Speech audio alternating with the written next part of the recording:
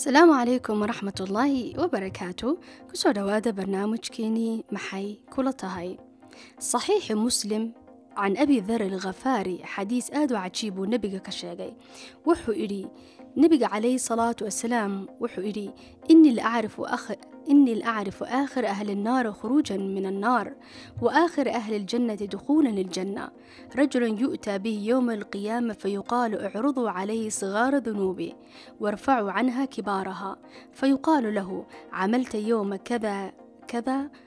وكذا كذا وعملت يوم كذا كذا فيقول نعم لا يستطيع أن ينكر وهو مشفق من كبار ذنوبي أن تعرض عليه فيقال له فإن لك مكان كل سيئة حسنة فيقول يا ربي عملت أشياء لا أراها هنا. أي نبي عليه الصلاة والسلام مركو إنت شيء النبي عليه الصلاة والسلام مو قصلي حديث كان وحديث آد عجيبة معناه وحويان نبي عليه الصلاة والسلام وحولي وحن قرنيا نينك وقدم بين نار تكسو بحي جنة قلايا نينك يوم القيام انت لوير ايا وحا لطوصايا لو سو بندقايا دنوبتي يريراء سمايي waxaana kor looga qaaday oo laga qarinaya dunuubtii waaweynaa ama kabaa'irkii uu sameeyay markaasaa lagu oranayaa maalinta sidaas iyo maalintaas ay taariikhdu sidaa iyo sida ahayd waxaasaad samaysay goobtaad ku samaysana xalkaasay u ahayd wax kasta waa lasoo bandhigaya waa la tusayaa markaasuu odhanaya haa wan sameeyey isagoo kari kara inuu dafiro waxba waxaanuu ka naxsan yahay in loo keeno dunuubtii waaweyneed ama kabaa'irkii uu galay la hor keeno markaasaa hortan waxaa lagu odhanaya marka waxaas oo dhan la tuso ayaa lagu odhanayaa laakiin meel kasta oo xumaan aad samaysay ama sayi'ad kasta ama dembi kasta aad gashay wanaag ama xasanad baa lagugu bedelay markaasuu ninku yaabayo odhanaya ilaahayow waxaan sameeyey dunuub aanan arkaynin oo aanan laysoo bandhigin imanka ama aanan lay tusin sidii inuu ilaahay uu xasuusinayo dunuubtii uu sameeyey istakfirullah markaasuu nebiga uu qoslay xadiiskan wuxuu ku tusayaa naxariista ilaahay iyo fadligiisa iyo rajada ilaahay laga qabo inaana laga quusanin laakiin su'aalkan isweydiinina imanka waxa weeyaan hadaa la tusay dunuubtii yaryaraa uu sameeyay haddaba dunuubtii waaweyneyd meeday ama kabaa'irku sameeyay ninkanu halkay tagtay jawaabkan waxa ka jawaabay الإمام ابن القيم الجوزي كتاب ليراه مدارج السالكين وحؤري لأهل الذنوب 3 أنهار يتطهرون بها في الدنيا من ذنوبهم فإن لم تفي بطهرهم لم يتطهروا بها طهروا بنار جهنم أما بنار الجحيم أيو معني ومحي وحو كليي دادكو أما دادك دنوب تسميا وحي ليين صدح وبي ayay dhex galaan oo dembigooda lagaga maydhaa markay adduunka joogaan hadday saddexdaa wabiyaalna aanay dembigooda aanay ka maydhin ama aanay ku filnayn dembigooda inay ka maydho waxaa lagu daahiriyaa naarul jaxiim ama naarta jahannama jawaabka su'aalka dunuubtii waaweyneyd ama kabaa'irkii ninkan uu galay xalkay tagtay ayaan ka jawaabaya imanka siduu inugu sheegay imaam ibn alqiyam waxa weeyaan wabiga koobaad ee dadka dunuubtooda lagaga maydhayaa waxa weeyaan towbadda saadiqa ama towbadda dhabka ah bini aadamku markuu dembi galo waa inuu istiqfaar uu sameeyo uu ka toobad keeno dembigii uu galay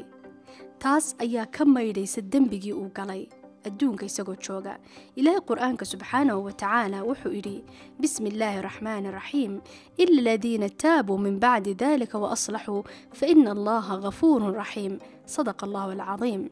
toobaddu waxay masaxaysaa iyo istiqfaarku dunuubtii bini aadamku ama addoonkaas uu sameeyey webiga labaad waa maxay webiga labaad ee bini aadamku uu galaayo haddaanay toobadiisa istiqfaarkaasu uu sameeyey aanay ku filnayn dembigiisa inay ka maydho waxa weeyaan acmaalka xasanada ama khayrka ama samafalka ama wanaagu nolosha uu qabanaya ama camalka saalixa taas ayaa haddaanu ka toobad keenin dembigiisoo dhan masaxaysa acmaalkan saalixadee wanaagsan bini aadamku qabanayo waxa kamida isagii ilaahay ta u dhaxaysa sida salaada tasbiixda dikriga acmaalka saalixa bini aadamku sameynaya dadkuna ay ka anfacayaan ama dadka wax u taraysa taasuna ajar weyn bay leedo dembigo dhan bay masaxaysa sida sadaqada sida dadka ina wax la siiyo ina wax laga caawiyo taas oo dhan dembiga qofka way maydhaysaa nebiga calayhi salaatu wasalaam nin baa u imi mar ninkaas wuxuu ka ashtakoonayay inuu dembi u galo gabadh u taabtay. ilaahay subxaanahu watacaala qur'aan buu soo dejiyey markuu ninkaasu nabigii calayhi salaatu wasalaam u imi. ilaahay wuxuu yidhi bismi illaahi raxmaani raxiim waaqim asalaata tarafay annahaar wazulfa min alleyl ina alxasanaati yudhibna asayi'aat sadaqa allahu alcadiim. nabiga calayhi salaatu wasalaam ninkii wuxuu ku yidhi ordoo salaada tuko, khayr iyo wanaagiisa mafalna samee, taasuu dembigaaga way kaa maydhaysaa. taasuna isaga gaar uma aha saxaabigaas, waxay u tahay qof kastoo muslima ilaa yowma alqiyaama dembi gala. markuu dembigu saa u sameeyo, hadduu ku xejiyo ama ku xegsiiyo dembigaas salaad ama istiqfaar ama sadaqad uu bixinayo ama waalid uu raali gelinayo, dembigii uu galay waa laga maydhayaa. nabiga calayhi salaatu wasalaam mar nin baa u imi, wuxuu ku yidhi yaa rasuulallah dembi baan galay. wuxuu ku yidhi nebigu hooyo ma leedahay? wuxuu ku yidhi maya. wuxuu ku yidhi habaryartaa ma nooshe? wuxuu ku yidhi haa. wuxuu ku yidhi orodoo habaryartaa wax u qabo oo ka ducayso kheer, taas baa dembigaaga masaxaysa.